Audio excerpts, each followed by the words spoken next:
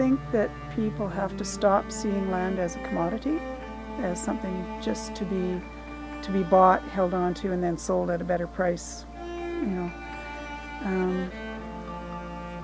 it has to be more than that. It has to be something that's there for all of us and to sustain us and to be sustainable. And, you know, thinking about our kids and my grandkids, I don't want them to be faced with a big mess that we've created. So I guess that's why I've kind of gotten involved in things over the last few years and tried to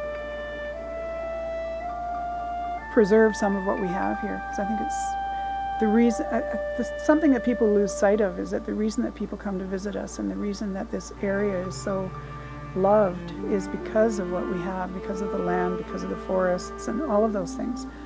And when we start chipping away at that, we really haven't got much else. We haven't got much left.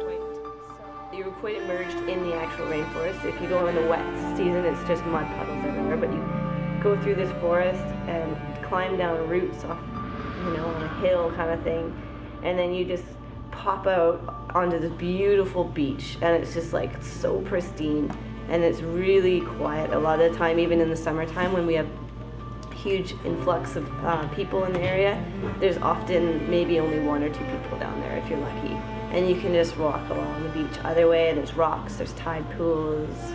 That's my favorite place.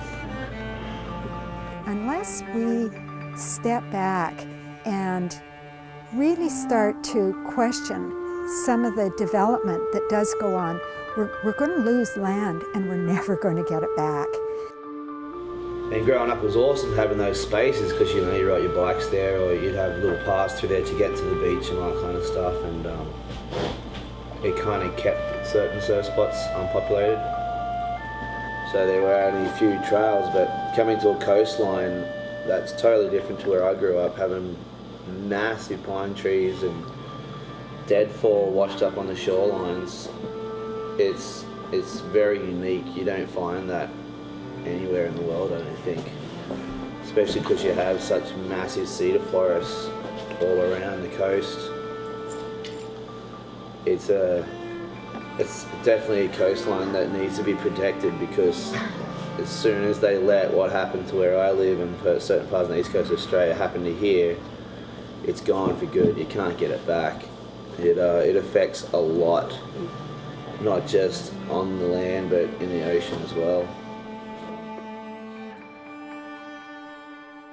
Yeah, Indigenous people, the whole notion of the seventh generation, that the decisions that you make today should honor the ancestors 7 generations into the past, and should take into account your children and grandchildren and their children 7 generations into the future. So that's 14 generations. You know, that the decisions that we make, you know, in relation to the environment and our home and our family, should take all of that into account.